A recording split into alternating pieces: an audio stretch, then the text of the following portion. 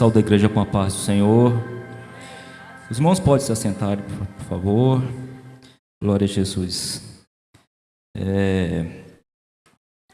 Primeiramente, eu quero agradecer a oportunidade do Departamento Mãos que Alimentam, na pessoa do pastor Divino, que me convidou. E gostaria de convidar os irmãos a abrirem suas Bíblias em Mateus capítulo 24. Amém?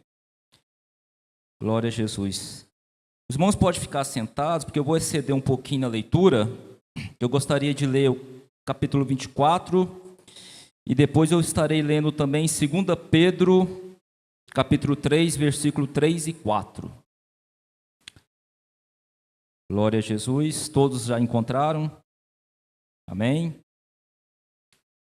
Então leiam comigo, irmãos. O tema é: Jesus prediz o final dos tempos. Então Jesus saiu do templo, e ao caminhar seus discípulos chegaram mais perto dele para lhe apontar as construções do templo. Ele, entretanto, lhe observou: está vendo todas essas coisas? Com toda a certeza eu vos afirmo que não ficará aqui pedra sobre pedra, pois que serão todas derrubadas. Tendo Jesus se assentado no Monte das Oliveiras, os discípulos chegaram até ele e em particular lhe pediram, dizendo: quando ocorrerão essas coisas? E qual será o sinal da sua vinda e do final dos tempos? Então Jesus lhe revelou: cuidado que ninguém vos seduza, pois muitos são os que virão em meu nome proclamando: eu sou o Cristo. E desencaminharão muitas pessoas. E vós ouvirão falar então de rumores de guerras. Todavia, não vos desespereis, porque é preciso que tais coisas ocorram, mas ainda não será o fim. Portanto, nação se levantará contra nação, e reino contra reino. Haverá fome e terremotos em vários lugares. Contudo, esses acontecimentos serão apenas como princípios das dores de quem está em um parto. Então eles vos entregarão para serem afligidos e condenados à morte, e sereis odiados por todas as nações por serem meus seguidores. Nessa época muitos ficarão escandalizados, trairão uns aos outros e serão odiados mutuamente. Então numerosos falsos profetas seguirão e enganarão a muitos. E por causa da multiplicação da maldade, o amor da maioria das pessoas se esfriará. Aquele, porém, que continuar firme até o final será salvo. E este evangelho do reino será pregado em todo o mundo habitado, como testemunha a todas as nações, e então chegará o fim. 2 de Pedro, capítulo 3, versículo 3 e 4. Antes de tudo, considerai atentamente que nos últimos dias surgirão escarnecedores, anunciando suas zombarias e segundo suas próprias paixões. Eles proclamarão. O que aconteceu com a promessa da sua vinda? Ora, desde que os antepassados morreram, tudo continua desde o princípio da criação. Amém, irmãos? Irmãos, hoje o tema proposto é a volta de Cristo. Eu sei que esse tema é um tema que está já ficando em desuso pelos pregadores. E se eu perguntar a alguém aqui, muitas pessoas não vão se lembrar qual foi a última vez que ouviu uma palavra referente à volta de Jesus. Porque até mesmo esse esfriamento em relação a essa palavra, a esse tema, é uma evidência dos finais dos tempos. Então existe um descaso muito grande em relação à volta de Cristo. Embora a doutrina da volta de Cristo é uma das principais doutrinas bíblicas. Se nós fizermos um levantamento bíblico, nós vamos entender que por 300 vezes é anunciada a primeira vinda de Cristo. No entanto, 8 vezes mais, irmãos, 2.400 vezes é anunciada a segunda vinda, a volta do Senhor. Mas as pessoas têm deixado de pregar sobre isso. Eu me converti ainda na década de 90 e era comum que as pessoas pregassem a respeito da volta de Jesus. E quando nós ouvíamos pregações falando da volta de Jesus, nós ficávamos apavorados, irmãos. Nós olhávamos as pregações, ouvíamos as pregações a respeito da volta de Cristo e nós respeitávamos, dávamos atenção, refletíamos e ficávamos apavorados, porque era uma verdade eminente. No entanto, com o passar do tempo, essa pregação da volta de Jesus foi ficando em desuso, porque não é interessante. A volta de Cristo, irmãos, não atrai pessoas. Falar sobre a volta de Jesus Cristo remete a juízo, remete a conserto, remete a reflexão profunda sobre a vida que a pessoa está vivendo. Então isso não é atrativo, e por isso a volta de Jesus tem sido deixada de ser anunciada. Existem 2 grandes verdades bíblicas que, quando nós olhamos para o plano da salvação, elas têm uma importância fundamental para que o objetivo desse plano venha se concretizar. Uma é a ressurreição de Jesus. A ressurreição de Cristo é o que autentica todo o sacrifício de Jesus. Todo o ministério de Jesus, tudo que Jesus fez, tudo que Jesus falou, tudo que Jesus ensinou, é autenticado, é catalisado com a ressurreição. Porque se Jesus não ressuscitasse, ele seria lembrado apenas como mais um grande religioso, um grande filósofo, um grande profeta, talvez, mas alguém que morreu e que acabou.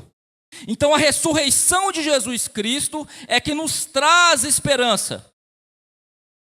Então a primeira doutrina que eu entendo como de sumária importância para os dias de hoje, para nós entendermos o plano da salvação, é a ressurreição de Jesus. E a segunda doutrina, irmão, sem dúvida, é a volta de Cristo. Eu tenho que me apegar a essa promessa. Eu tenho que viver essa promessa. Eu tenho que me ajustar de acordo com essa promessa. Porque a minha salvação depende do arrebatamento. De que me adianta pregar? De que me adianta cantar? De que me adianta doar para as mãos que alimentam, se eu não for arrebatado? Se eu não for resgatado com Cristo? Então, irmãos, Jesus, ele prediz os finais dos tempos. Ele fala a respeito disso. Ele usa todo o capítulo 24 de Mateus para tratar desse assunto. Mas entrando agora propriamente dito na passagem, irmãos, para que nós viéssemos entender o que é finais dos tempos, nós precisamos entender o que é princípio dos tempos. Tem muitas pessoas que pensam, ora, desde que eu nasci eu ouço falar dos finais dos tempos. Desde que minha avó era viva, ela falava que nós já estávamos vivendo os últimos segundos aqui na terra. Mas não aconteceu nada. E muitas pessoas têm murmurado, como aquela pessoa que lemos lá em João, 2 Pedro, quer dizer, 2 Pedro capítulo 3, que fala, mas que promessa é essa? Cadê esse Cristo que ainda não vejo? Que desde os antepassados vem anunciando a vinda dele, mas ele não vem. Tem muitas pessoas que, não entendendo o plano de salvação, todo o projeto escatológico de Deus, acham que Jesus não vai voltar. Porque nasceu ouvindo que Jesus voltaria, e Jesus não volta. Então, irmãos, para nós entendermos o final, nós precisamos entender o princípio. Porque se existe final do tempo, finais dos tempos, também existe o princípio, o início. Então, irmãos, a Bíblia ela é dividida para que isso seja estudado de forma gradativa, de Gênesis a Apocalipse. É levantada uma forma de estudo, de ensino, que fala a respeito da dispensação. O que é dispensação? Dispensação são períodos de tempo que Deus, Ele projeta, Ele coloca em execução períodos de tempos, lacunas temporais, para que o homem seja, que a humanidade propriamente dita, seja experimentada por Ele. E existem 7 dispensações na Bíblia, 7 períodos de tempos até chegar ao fim. Dentro dessas dispensações, nós já estamos vivendo a 6ª dispensação, que é a dispensação da graça. Existe 7. A primeira dispensação, irmãos, é a chamada dispensação da inocência.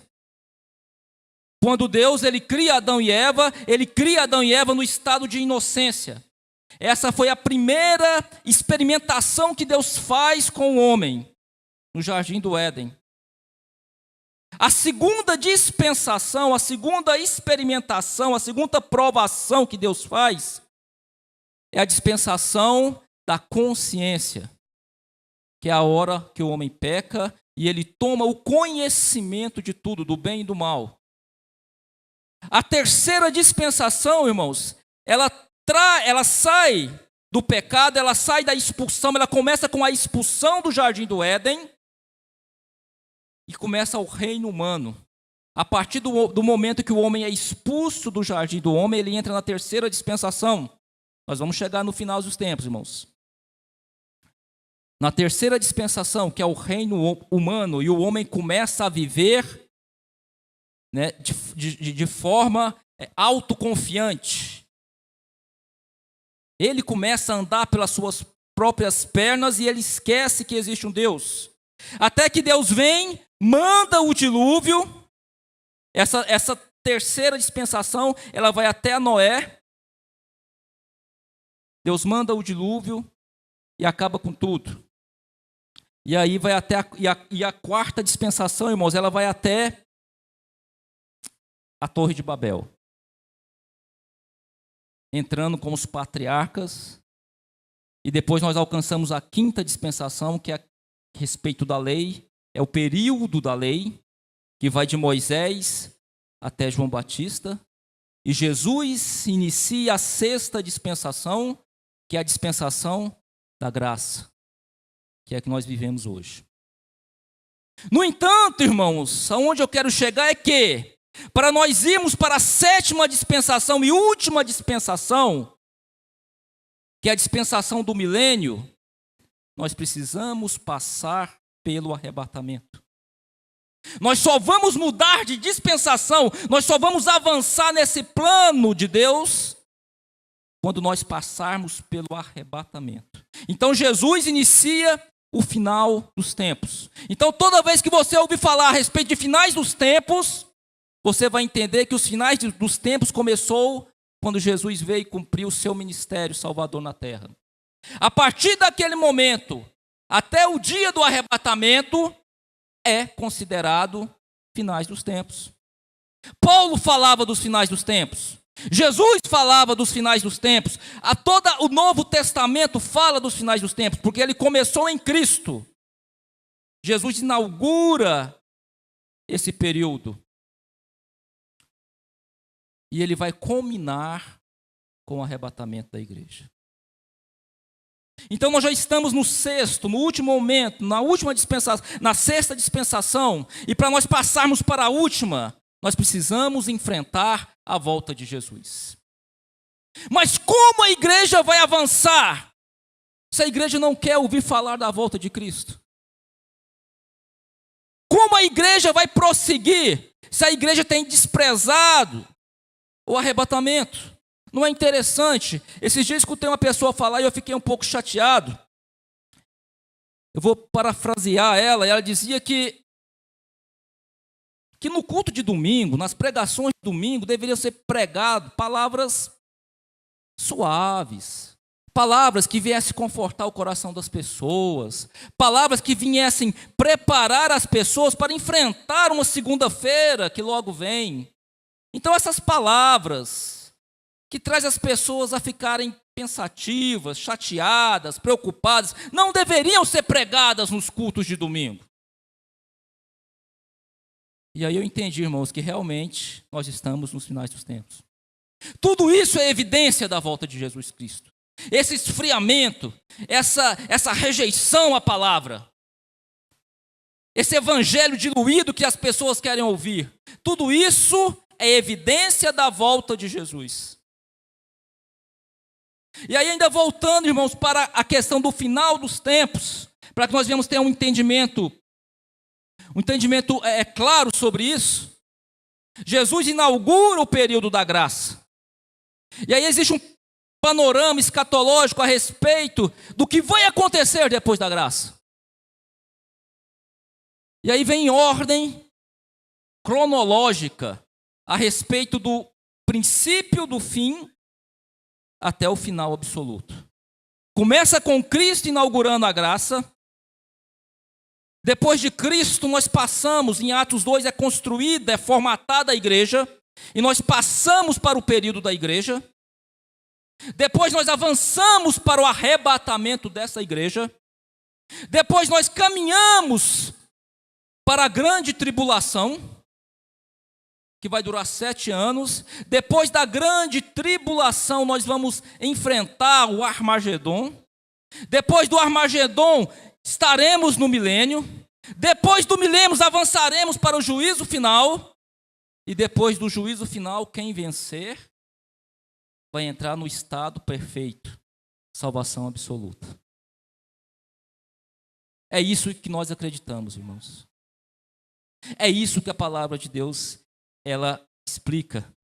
Existem algumas divergências de pensamento quanto à ordem desse panorama, mas todos têm o mesmo pensamento, comungam na mesma ideia de que Jesus voltará. Não importa se a igreja vai passar pela tribulação antes ou depois, a verdade é que Jesus voltará. Então, irmãos, para que nós viéssemos entender esse contexto, Mateus 24 fala que eles estavam no templo e os discípulos começam a inquirir a Jesus, a perguntar a Jesus quando seria a sua volta. Que sinais haveriam de acontecer para que eles pudessem entender que Jesus já estava à porta. Aí Jesus os adverte: cuidado para que ninguém vos engane. Muitos se passarão por Cristo. Muitos farão milagres. Muitas coisas vão acontecer e, se possível for, vai enganar até os escolhidos. Então, é dividido essa questão dos sinais em duas vertentes, irmãos. Os sinais externos da volta de Jesus e os sinais internos da volta de Jesus. Os sinais externos da volta de Jesus é o que vai acontecer com o mundo. Rumores de guerra, terremotos, fome, peste. É tudo que está alheio à igreja. Ou melhor, a igreja é inclusa em tudo isso. Mas a igreja ela vai sofrer os sinais internos, que é a questão da apostasia, da imoralidade, dos escândalos, entre outras coisas. Então, quando Jesus fala a respeito das guerras, irmãos, nunca houve guerras tão mortais quanto as guerras que aconteceram no século XX. Se nós voltarmos à memória, nós vamos ver que a Primeira Guerra Mundial começou em 1914, foi até 1918, e 30 milhões de pessoas morreram. 20 anos depois implode a Segunda Guerra Mundial. 1939 até 1945, e 60 milhões de pessoas morreram. E entre essas pessoas, aproximadamente 6 milhões eram judeus. O mundo, ele começa a se armar com as bombas atômicas. As guerras, irmãos, elas são evidentes para todos verem. As intensidades desses conflitos. A minha geração, eu ainda vi a guerra do Afeganistão, Kosovo, Bósnia, Síria, Albânia. E agora quase acontece uma guerra entre Estados Unidos e Coreia, irmãos. Tudo sinal da volta de Jesus Cristo. E sabe como está a igreja? Sabe como eu estou como igreja? Estou sentado e assistindo tudo acontecer. E nem tenho tomado nota disso, que Jesus está voltando. Nunca morreu tantas pessoas em conflitos igual morreram no século XX. Indício da volta de Jesus. Terremotos. Existe um estudo que diz que entre 1890 a 1930 teve 8 terremotos no mundo. De 1930 a 1960, esse número passou para 18. De 1930 a 1960, 18. De 1960 a 1980, 64 terremotos. De 1980 a 1996, mais de 200 terremotos no mundo. Evidência da volta de Cristo. Evidência contundente da volta de Cristo. Todo mundo jantou hoje? Todo mundo almoçou hoje? Ótimo, mas deixa eu te contar uma coisa. 50% da população mundial sofre com fome. Sabia disso? Talvez ao seu lado, seu vizinho, passa fome. Evidência da volta de Cristo. E a igreja está assistindo atômica parada, sem reação, irmãos. A igreja está anestesiada em relação a esses acontecimentos. Tsunamis. Aquecimento global. Crise hídrica. Desmatamento. Evidência da volta de Cristo.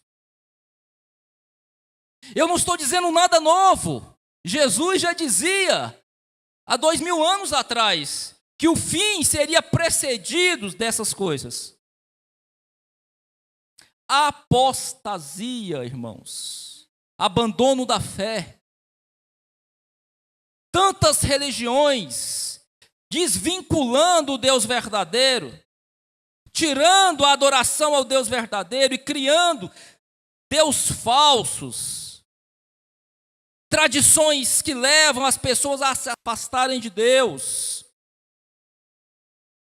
Crentes que já não acreditam mais na Bíblia.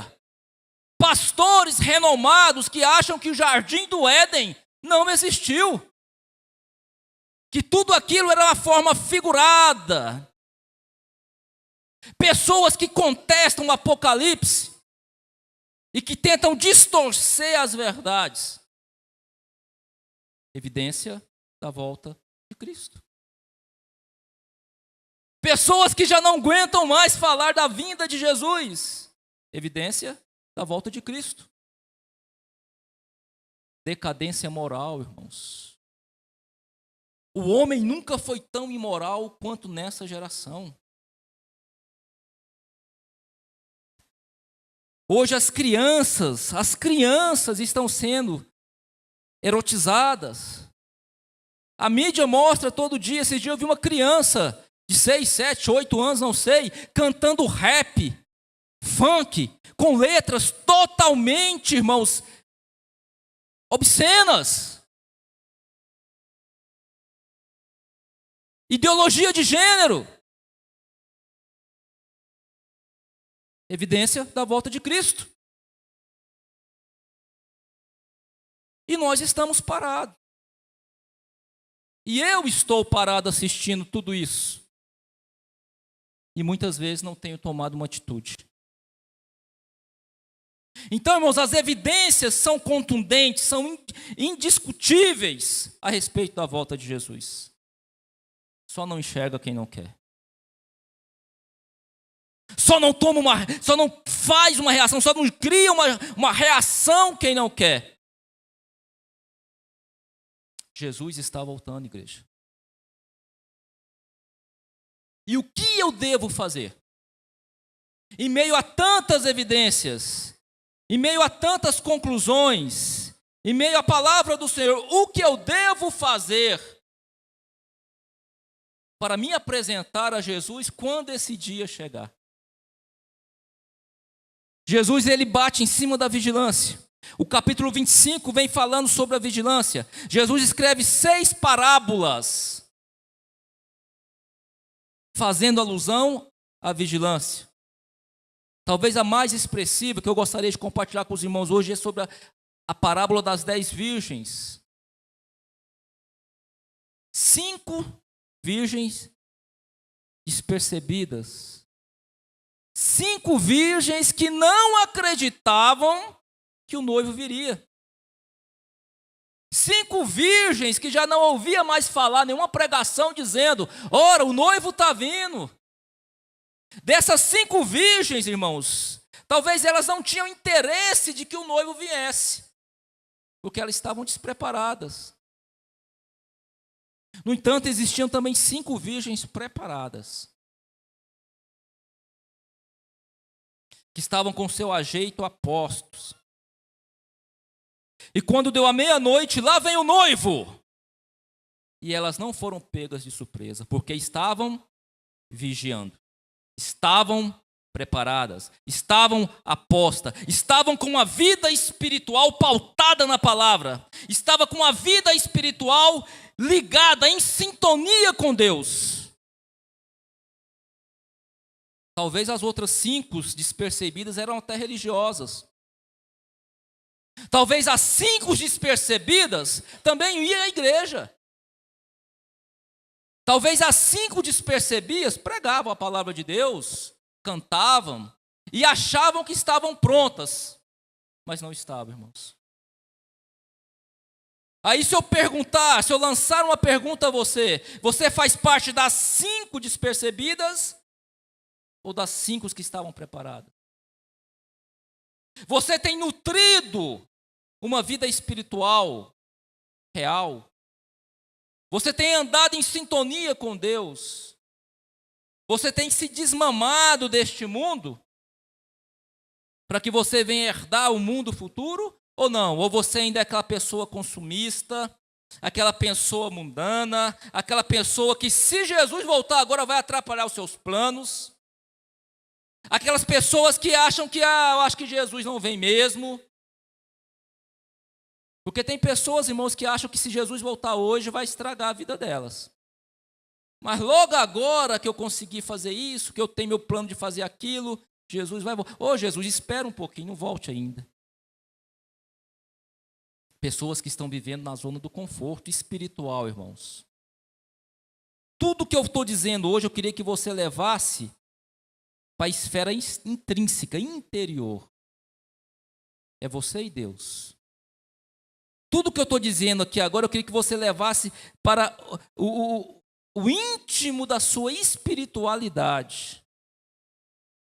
Eu não quero que você pense mais o que o meu irmão está pensando de mim, ou que minha mãe pensa de mim, ou que minha esposa, ou que o meu esposo, não. Tenha uma reflexão interior de você e Deus. Se Jesus voltasse agora, você seria arrebatado?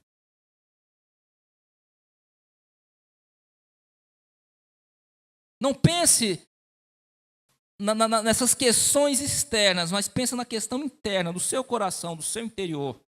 Porque Jesus vai fazer essa leitura, irmãos. Jesus não está preocupado se eu ando engravatado. Jesus não está preocupado se eu visto se eu calço uma persona de crente, não. Uma máscara de crente. Jesus não está preocupado com isso. Porque no dia do arrebatamento, irmão, deixa eu contar uma coisa para vocês, que a Bíblia atesta. No dia do arrebatamento, muitos dirão: Senhor, eu andei que nem crente. Senhor, eu preguei que nem crente. Senhor, eu até cantava na sua casa. Senhor, eu cozinhava na cantina, eu limpava a igreja, eu lavava o banheiro. Eu ia para o monte. E as pessoas viram tudo isso. Mas como o Senhor agora me fala: maldito, apartai-vos de mim? Eu não estou entendendo, Senhor. Essas pessoas são pessoas que olham para o exterior, o estereótipo. As pessoas que têm vivido uma vida interna em conflito. Uma vida interna longe de uma espiritualidade verdadeira. No entanto, no dia do juízo, no dia da volta do Senhor, vai ter muitas pessoas que de repente não andavam engravatado, de repente também não pregava nos cultos da igreja. Muitas delas também não cantavam. E o Senhor vai dizer: entre no reino do meu Pai. Então, irmãos, essa questão de salvação, essa questão de estar pronta para o arrebatamento, é uma questão interior. É só você e Deus quem sabe. A Bíblia fala que dois estarão numa cama. Olha bem, irmãos, a profundidade disso. Dois estarão numa mesma cama. Duas pessoas que comungam os mesmos pensamentos, as mesmas intimidades, às vezes os mesmos sentimentos. Um será arrebatado e o outro vai ficar. É fora o íntimo, é coisa íntima. Dois estarão no campo. Dois têm o mesmo ofício. Um será arrebatado e o outro vai ficar.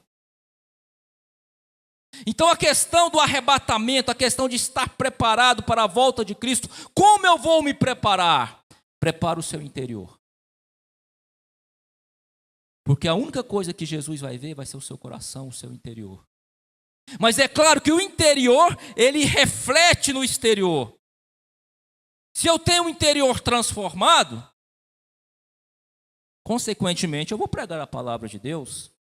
Se eu tenho um interior transformado, eu também vou louvar, vou trabalhar, vou me empenhar. Mas isso não é regra. Mas isso é evidência de uma transformação. E só serão arrebatadas as pessoas transformadas. Amém? Irmãos, eu tinha muita coisa para falar ainda, mas o tempo já foi. Eu gostaria de convidar a irmã Denise para cantar um hino. E a última palavra que eu queria deixar aos irmãos essa noite é que Maranata, a hora vem, Senhor Jesus. Vamos nos preparar, irmãos. Que essa palavra fique gravada no seu coração a respeito da volta de Jesus Cristo. Ele está bem pertinho, irmãos. Eu posso sentir isso. Enquanto eu preparava essa palavra, pesquisava, de todas as vezes que eu já preguei, irmãos, eu nunca tive uma convicção verdadeira daquilo que eu ia falar, tão grande, tão tensa, tão contundente, quanto a volta de Jesus Cristo. Ele vai voltar, é promessa, irmãos, e Jesus não quebra as suas promessas. Jesus. Glória a Deus. Eu gostaria de convidar os irmãos para se colocar de pé, amém? E vamos louvar o Senhor com o hino 525. É um hino bastante conhecido, eu gostaria que toda a igreja cantasse, amém? Já refúgio a glória eterna de Jesus.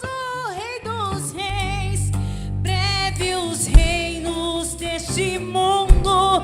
Senhor,